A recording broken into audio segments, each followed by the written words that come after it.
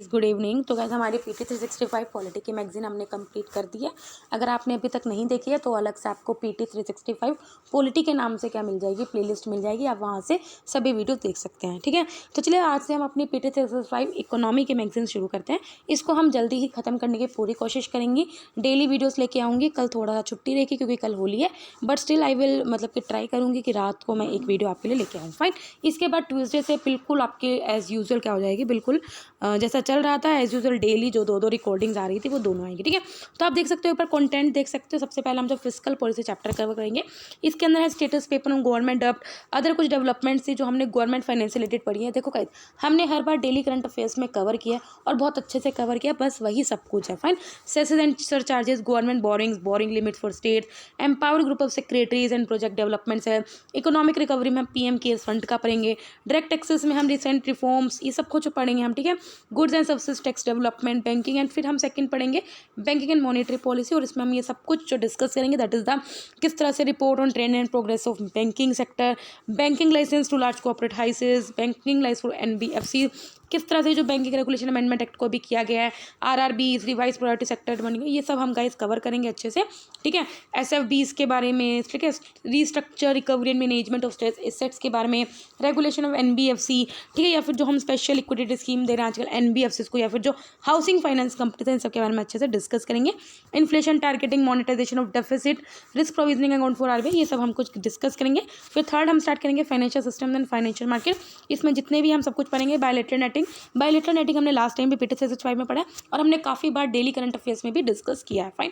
फिर हम 4 सेक्टर पढ़ेंगे, एक्सटर्नल सेक्टर, इसमें हम सब कुछ पढ़ेंगे। एक्सपोर्ट प्रिपेयर्डनेस इंडेक्स किसकी तरह रिलीज किया गया है और कहाँ इंडिया स्टैंड करता है, हम ये सब कुछ इसमें कवर करेंगे। फाइन।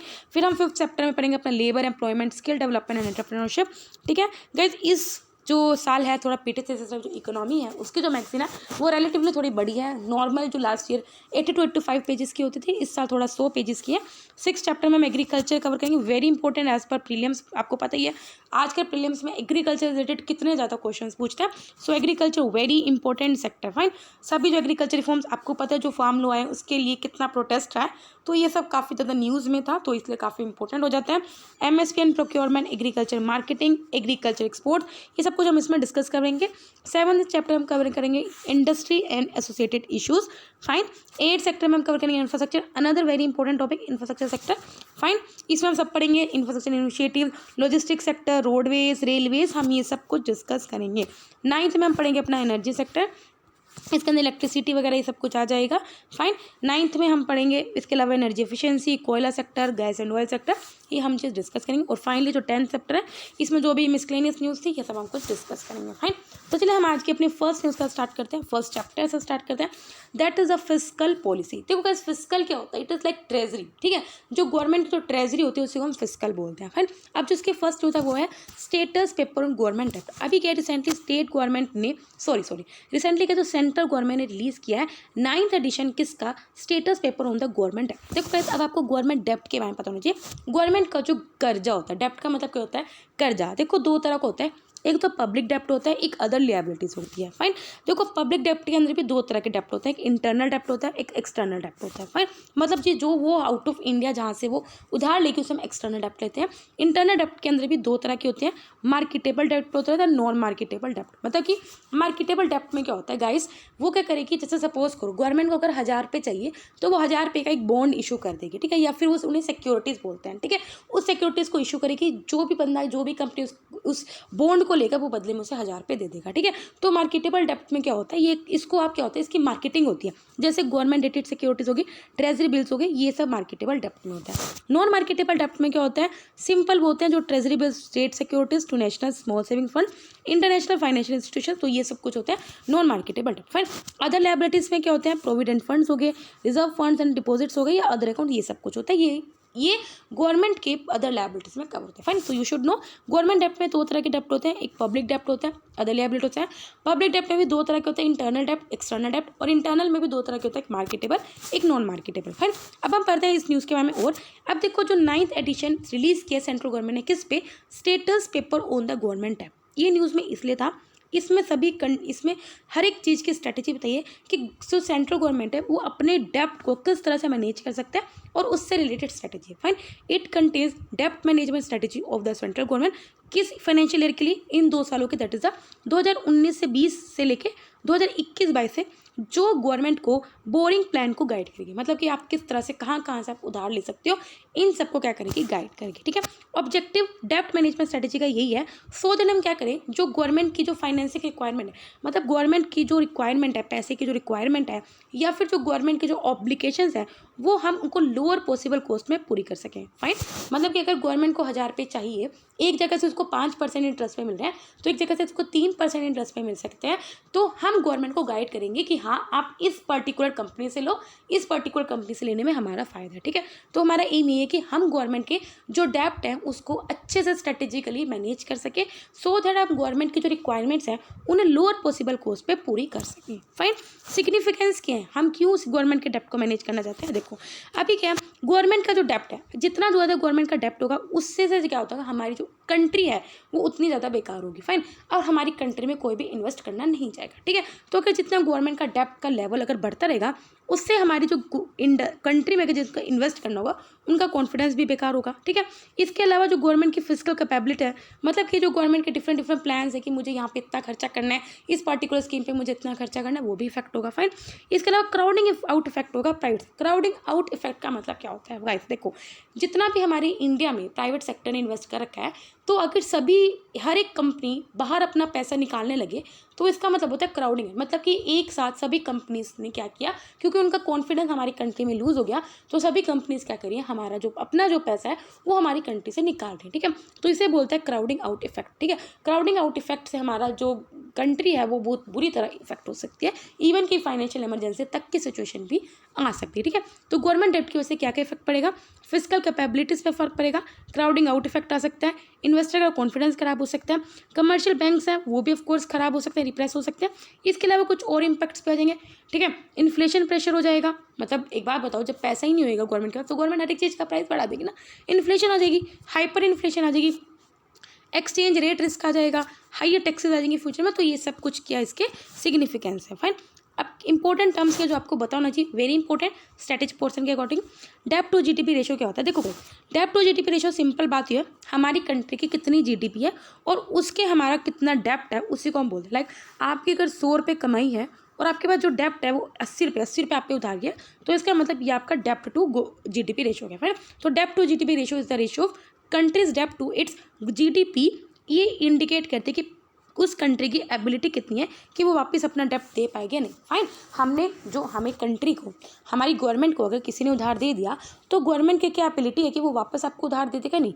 देखो आपको पता है, बैंक भी आपको तभी उधार देखता है ये देख के कि कल को आप उसका लोन वापस कर सकते हो या नहीं। ठीक है, तो ये सब आपकी एबिलिटी देख के ही आपको लोन दिया जाता है। ठीक है, रोल ओवर इसका मतलब क्या होता है? रोल ओवर इसका मतलब क्या है, अगर आपके डेप्ट को द्वारा रीफाइनेंस किया जाए तो उससे क्या रिस्क एसोसिएट होता है, उसे हम रोल ओवर किस बोलते हैं? It is a risk associated with the refinancing order, specifically that the interest charge for a new loan will be higher than on the old. मतलब कि आपने एक बार पहले लोन ले रखा है, अब आपने दोबारा लोन ले लिया, अब उस द्वारा लोन पे क्या रिस्क होगा उसी को हम क्या बोलते हैं? Roll over risk. ठीक है, जनरली ये ग्रेटर होता है शॉर्ट टर्म मैच्योरिंग डेप्ट के लिए, ग्रेटर द बोरस लोन। ठीक है, मतलब कि जितना शॉर्ट टर्म मैच्योरिंग डेप्ट ग्रेटर होगा, उतना ज़्यादा जो बोरर का रोल ओवर रिस्क ज़्यादा होगा। करेंसी और फॉरेन एक्सचेंज रिस्क क्या होता है? इसका मतलब यही है कि अगर it relates to the vulnerability of the डेप्ट portfolio to depreciation in the value of domestic currency vis-a-vis the currency of denomination of external loans and the associated increase in the government debt servicing cost. Fine, मतलब simple बात ये है, currency और foreign exchange risk. देखो guys, आप क्या करते हो, अपने पैसे को एक्सचेंज कराते हो। लाइक अगर आप फॉरेन का डॉलर भेजे हो तो वापस इंडिया में INR करके आएगा।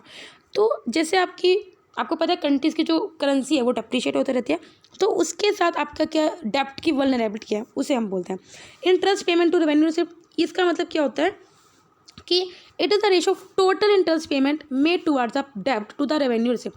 मतलब कि अगर गवर्नमेंट ने 100 रुपये का लोन लिया, उसमें वो टोटल इंटरेस्ट कितना दे दिया, 100 रुपये में अगर वो 6 रुपये लेने दे रही है, तो वो टोटल इंटरेस्ट पेमेंट, मतलब कि टोटल उसने जो इंटरेस्ट दिया है वो 6 रुपये दिया। फाइन, तो उसे हम बोलते हैं total interest payment made towards the डेप्ट of the revenue receipt of the government. इसे हम बोलते हैं interest payment to the revenue receipt. Fine, like अगर 10 साल में गवर्नमेंट ने कितना लोन दिया है, मतलब टोटल इंटरेस्ट कितना दिया है, 60 रुपये दिया है, ठीक है। 100 रुपये में जो 60 रुपये उसने क्या दिया, इंटरेस्ट दिया, तो टोटल इंटरेस्ट पेमेंट वो कितनी हो जाएगी, 60 रुपये। फाइन। नेक्स्ट है फ्लोटिंग रेट बॉन्ड्स। क्या होते हैं, ये क्या होते हैं, कुछ सिक्योरिटीज़ होती हैं, कुछ शेयर्स होते हैं, वो हम वेरियस कूपन नोट्स में इशू करते हैं। कूपन रेट्स का मतलब आप कुछ सोच सकते हो, मतलब कि डिफरेंट इंटरेस्ट रेट पे हम क्या करते हैं, इशूज़ करते हैं। फाइन। ग्रॉस फिस्कल डेफिसिट क्या होता है, ये आपको पता ही होगा। ग्रॉस फिस्कल डेफिसिट क्या होता है, it is the excess of total expenditure over the revenue expense and non डेप्ट कैपिटल सेक्टर। मतलब कि क्या है, आपने क्या, देखो डेफिसिट का मतलब क्या होता है, घाटा। फाइन। मतलब कि आपने कमाए 100 रुपये, लेकिन आपका एक्सपेंडिचर ज़्यादा हो गया, 120 रुपये हो गया, एंड नॉन डेप्ट कैपिटल रिसिप्ट्स भी होती हैं इसमें, ठीक है। फाइन। शॉर्ट टर्म डेप्ट क्या होता है, शॉर्ट टर्म जो सेंट्रल गवर्नमेंट का होता है, इसके अंदर वो सारा डेप्ट होता है जो with in the next 12 months में मैच्योर होने वाला हो। मतलब आपको समझ में आ गया, लाइक आपने क्या, लाइक 1 साल के लिए आपने क्या लिया है, मतलब 12 महीने के लिए आपने 100 रुपये उधार लिए हैं, तो 12 महीने बाद वो दोबारा मैच्योर हो जाएगा, तो उसे हम बोलते हैं शॉर्ट टर्म डेट, ठीक है। इसमें इसके अंदर कौन कौन से इंक्लूड होते हैं, it includes 14 day intermediate treasury bills भी होते हैं, कुछ रेगुलर ट्रेजरी बिल्स भी होते हैं, डेटेड सिक्योरिटीज होती हैं जो विद इन 1 ईयर मैच्योर होती हैं, और कुछ एक्सटर्नल डेप्ट भी होते हैं जिसकी जो मैच्योरिटी होती है वो 1 साल से कम होता है। फाइन। तो शॉर्ट टर्म डेप्ट होता है, मतलब जो आप पैसा उधार ले रहे हो विद 1 साल से कम के लिए, उसे हम शॉर्ट टर्म डेप्ट बोलते हैं। फाइन। सिंपल बात ये, इतना समझो, ठीक है। ट्रेजरी बिल्स क्या होते हैं, ये डिस्काउंटेड इंस्ट्रूमेंट होते हैं जो गवर्नमेंट की हेल्प करते हैं कि वो अपने शॉर्ट टर्म डेप्ट को मतलब कि मैच में। सिंपल बात ये, अगेन देखो ट्रेजरी बिल्स में क्या फ़र्क होता है, सिर्फ ट्रेजरी बिल्स सिर्फ सेंट्रल गवर्नमेंट इशू कर सकती है, स्टेट गवर्नमेंट इशू नहीं कर सकती, ठीक है। जो ट्रेजरी बिल्स भी तभी इशू होते हैं अगर आपको गवर्नमेंट को अगर शॉर्ट टर्म के लिए, शॉर्ट टर्म मतलब कितना, 1 साल से कम के लिए अगर उससे कुछ पैसा चाहिए तो वो ट्रेजरी बिल्स इशू करके क्या ले सकती है, पैसा ले सकते हैं, ठीक है। सिंपल आपको पता होना चाहिए। These are the discounted instrument which help the government in managing its short term cash flow. मतलब कि शॉर्ट टर्म के लिए अगर उसको कैश की कमी है तो गवर्नमेंट ले सकती है, ठीक है। सेंट्रल गवर्नमेंट करंटली जो इशू करते हैं ट्रेजरी बिल, वो 3 तरह के करती है, 91 डेज के लिए, 182 डेज के लिए, और 364 डेज के लिए। Fine. 14 days intermediate treasury bills क्या होता है, ये नॉन मार्केटेबल इंस्ट्रूमेंट्स होती है जो स्टेट गवर्नमेंट इशू करती है, ठीक है, एंड सेलेक्ट टू स्टेट, ठीक है, और इनेबल करती है सो दैट वो शॉर्ट टर्म अपने जो सरप्लस कैश है वो फिक्स इंटरेस्ट रेट पर दे सके, ठीक है। These are non marketable instrument issue to the state government and to enable them to deploy their short term surplus cash at a fixed interest rate। Simple बात ये देखो भाई, 14 डे इंटरमीडिएट ट्रेजरी बिल्स में क्या होता है, suppose करो state government के पास पैसा ज़्यादा है, समझ लो ज़्यादा है, ठीक है, तो उसको स्टेट गवर्नमेंट को अलाउ किया जाता है कि आप शॉर्ट टर्म के लिए आप अपना जो सर मतलब कि 100 रुपये से ज़्यादा, उसके बाद 150 रुपये है, तो स्टेट गवर्नमेंट को बोल देंगे आप 150 रुपये क्या है, आप अपने उधार पे दे सकते हो, कितने, फिक्स्ड इंटरेस्ट रेट पे, ठीक है, 4%, 5%, वो सब खुद डिसाइड करेंगे, आप फिक्स इंटरेस्ट रेट पे अपने पैसे उधार दे सकते हो, उसे हम बोलते हैं इंटरमीडिएट ट्रेजरी बिल। अगेन एक बार दोबारा पढ़ लेते हैं। These are non marketable instrument issued to the state government to enable them to deploy their short term surplus cash at a fix interest. Fine. तो आई होप आपको समझ में आएंगे ये जो, ठीक है। अब जब हम देखते हैं हम किस तरह सेंट्रल गवर्नमेंट को अप्रोच कर सकते हैं कि वो अपने डेप्ट को सस्टेनेबल वे में मैनेज कर सके। सबसे पहले एक डेडिकेटेड एजेंसी होगी जो उनके डेप्ट को मैनेज करेगी, ठीक है। तो इसमें गवर्नमेंट ने डिसाइड किया कि वो एक सेटअप करेगी पब्लिक डेप्ट मैनेजमेंट एजेंसी, जो कि स्टैट्यूटरी बॉडी होगी, जो क्या करेगी, इंडिया के एक्सटर्नल और जो डोमेस्टिक डेप्ट है उसको एक स्फेयर के अंडर लेके आएगी, जो ये जो पब्लिक डेप्ट मैनेजमेंट एजेंसी है वही इनके डेप्ट को क्या करेगी, मैनेज करेगी। फाइन। गवर्नमेंट के डेप्ट को मैनेज करेगी, चाहे वो डोमेस्टिक डेप्ट हो चाहे वो एक्सटर्नल डेप्ट हो, ठीक है। जो फर्स्ट स्टेप है वो इसका एम यही है कि हम क्या करेंगे, सबसे पहले पब्लिक डेप्ट मैनेजमेंट सेल को एस्टेब्लिश करेंगे as an advisory body within किसके अंदर, हम मिनिस्ट्री ऑफ फाइनेंस के अंडर जो बजट डिवीजन है वहाँ पे इसको एस्टेब्लिश करेंगे 2016 में, ठीक है। मतलब कि अभी हमने क्या सोचा, पब्लिक डेप्ट मैनेजमेंट बॉडी को हम क्या करेंगे, सेटअप करेंगे, और लेकिन जो उसका पहला स्टेप है वो ऑलरेडी हम ले चुके हैं जब हमने 2016 में पब्लिक डेप्ट मैनेजमेंट सेल को सेटअप किया था अंडर द बजट डिवीजन, जो किसके अंडर है, मिनिस्ट्री ऑफ फाइनेंस के अंदर, ठीक है। गवर्नमेंट मीडियम टर्म डेप्ट मैनेजमेंट स्ट्रेटेजी, जो कि ये 3 सालों के लिए बनेगी 2019 से 2020, इसके अंदर काफ़ी स्टेप्स लिए गए हैं सो दैट देखो ये जो स्ट्रेटेजी है वो 3 पिलर्स पे काम करते हैं। कैसे, सबसे पहले क्या है, लो कॉस्ट ऑफ बोरिंग, मतलब हमें क्या करते हैं, इसमें जो डेप्ट पोर्टफोलियो है उसमें मैच्योरिटी प्रोफाइल बढ़ा सकते हैं। मतलब सिंपल बात यही है, देखो अगर आपने 1 साल के लिए लोन लिया है, गवर्नमेंट ने अगर 1 साल के लिए लोन लिया है तो उसका जो मैच्योरिटी पीरियड है उसको हम थोड़ा बढ़ा देंगे, 1 साल से 1.5 साल कर देंगे, 2 साल कर देंगे, ठीक है। तो इसमें हम क्या करते हैं, elongating maturity profile of the डेप्ट पोर्टफोलियो। सेकंड क्या है, rationalisation of the interest rates on the small saving scheme and other instrument like PF special security. Fine, तो इसमें हम क्या करते हैं, जो इंटरेस्ट रेट्स हैं उनको थोड़ा रिलैक्स कर देंगे। फाइन, नेक्स्ट हम क्या करेंगे, कुछ और डिविजन्स को जो डिपार्टमेंट ऑफ इकोनॉमिक अफेयर्स के हैं उनको एडवाइस करेंगे, सो दैट वो हेल्प करेंगे किस तरह से हम जो गवर्नमेंट एक्सटर्नल लोन्स लेती है वो उनको बेस्ट पॉसिबल कॉस्ट पे ले सकें। फाइन, सेकेंड है इसमें रिस्क मेडिकेशन। तीन अभी मैंने बोला 3 पिलर्स पे काम करती है। पहला कौन सा है, सो दैट वो कम से कम लो कॉस्ट में क्या कर सके, बोरो कर सके। इस हमने पढ़ लिया कैसे मेथड है, 3 मेथड है। दूसरे में क्या कर सके, जो रिस्क होते हैं गवर्नमेंट को डेप्ट पे करने में उसको मिटिगेट कर सके, वो कैसे करते हैं। इसमें हम कुछ सर्टेन इंडिकेटर्स के लिए बेंचमार्क सेट करेंगे, जैसे एक्सटर्नल डेप्ट के लिए, सो दैट हम क्या कर सके, जो रोल ओवर रिस्क है उसके रिस्क को मिनिमम कर सके। मतलब कि जो हम दूसरा, देखो अगर हमने पहली बार लोन लिया, दूसरी बार लोन लेंगे तो उस पर इंटरेस्ट रेट बढ़ता चलेगा, ठीक है। तो उसको रिस्क लेने के लिए हम रोल ओवर रिस्क को हम रिड्यूस करने के लिए हम क्या करेंगे, अपने एक्सटर्नल डेप्ट के लिए कुछ इंडिकेटर्स के लिए कुछ बेंचमार्क सेट करेंगे। फाइन, जैसे अगर आपको वेट लॉस करना, आप कुछ बेंचमार्क सेट करते हो ना, तो उसी तरह आप क्या करेंगे, बेंचमार्क को सेट करेंगे, ठीक है। थर्ड क्या है, मार्केट डेवलपमेंट। हम ट्रांसपेरेंसी मेंटेन करेंगे मार्केट बोरिंग प्रोग्राम्स में, और इसमें हम क्या करेंगे, रेगुलर जो इन्वेस्टर को इंटरेक्ट करेंगे, कंडक्ट करेंगे, ऐसे सो दैट हम इन्वेस्टर से इंटरेक्ट कर सकें, ठीक है। सो दैट हम वेराइटी ऑफ इंस्ट्रूमेंट को इशू कर सके और इन्वेस्टर की हेल्प कर सके कि वो अपने पोर्टफोलियो को और अच्छे वे में और एफिशिएंट वे में मैनेज कर सकें। फाइन, अगेन हम भी इसमें क्या करेंगे, डिजायर जो टेनर्स हैं उनको, उनके लिए बेंचमार्क क्रिएट करेंगे, सो दैट हम इन्वेस्टर की जो पार्टिसिपेशन है उसको ज़्यादा से ज़्यादा बढ़ा सकें और लिक्विडिटी भी बढ़ा सकें। फाइन, इसके लिए हम क्या करेंगे, जो डोमेस्टिक इन्वेस्टर हैं उनको सपोर्ट करेंगे और हम उनको कैलिब्रेट करेंगे गवर्नमेंट सिक्योरिटीज़ मार्केट में टू फॉर इन्वेस्टर, ठीक है। मतलब कि अगर आप गवर्नमेंट सिक्योरिटी मार्केट में या जो गवर्नमेंट के बॉन्ड्स अगर आप लेना चाहते हो तो आप खरीद सकते हो। फाइन, तो ये कुछ 3 पोर्ट पिलर्स पे काम करती है गवर्नमेंट की जो मीडियम टर्म स्ट्रेटजी, ठीक है। तो आपको ये पता होना चाहिए रिसेंट ट्रेंड्स क्या गवर्नमेंट डेप्ट में, जो आप देख सकते हो। देखो पब्लिक डेप्ट देखो डिक्रीज हो रहा है, इंटरनल डेप्ट भी डिक्रीज हो रहा है, 37.4% से 37.3% है। मार्केटेबल डेप्ट भी थोड़ा डिक्रीज हो रहा है, 32.8% 31.4%। नॉन मार्केटेबल डेप्ट इंक्रीज हुआ, आप देख सकते हो। एक्सटर्नल डेप्ट भी डिक्रीज हुआ है। फाइन, सेंट्रल गवर्नमेंट की जो लाइबिलिटीज है वो डिक्रीज हुई है, और जनरल है वो भी डिक्रीज हुई है, ठीक है। तो ये आप देख सकते हो 2017-18 का ही बताया कि 2018-19 का बताया। फाइन, कुछ और चीज़ हम देख लेते हैं। इंडिया की क्या परफॉर्मेंस एंड डेप्ट सस्टेनेबिलिटी के इंटीग्रेशन। अभी इस स्टेटस पेपर के अकॉर्डिंग जो गवर्नमेंट का डेप्ट पोर्टफोलियो है उसमें डिफरेंट चीज़ें हैं, जरा हम चेक करते हैं कुछ इंडिकेटर्स को। जो ग्रोस फिस्कल डेफिसिट है, अभी हम हर एक चीज़ को पढ़ चुके हैं, अब हम दोबारा नहीं पढ़ेंगे। ग्रोस फिस्कल डेफिसिट जो कि जीडीपी का परसेंटेज है वो 2012-13 से डिक्लाइन हो रहा है, जो कि अच्छी बात है। घाटा हमारा जो है वो डिक्लाइन हो रहा है। इसके अलावा जो शॉर्ट टर्म डेप्ट का जो शेयर है वो कहीं ना कहीं स्टेबलाइज हो रहा है। कब से, 2005 से 2012 के बीच में गवर्नमेंट ने काफ़ी स्ट्रेटजी को अडॉप्ट किया, सो दैट वो अपने मैच्योरिटी को बढ़ा सके, सो दैट वो रोल ओवर रिस्क को रिड्यूस कर सके। जो मोस्टली जो गवर्नमेंट का डेप्ट है वो फिक्स इंटरेस्ट रेट पे है, विद फ्लोटिंग इंटरनल डेप्ट ओनली 0.9%। मतलब कि देखो आपको पता है 2 तरह के इंटरेस्ट रेट होते हैं। एक फिक्स इंटरेस्ट, मतलब अगर आपने 10 साल के लिए लोन लिया है तो 10 साल के लिए जो इंटरेस्ट रेट है वो 5% नहीं चलेगा। फ्लोटिंग इंटरेस्ट रेट क्या होते हैं, डिपेंड करते हैं मार्केट पे।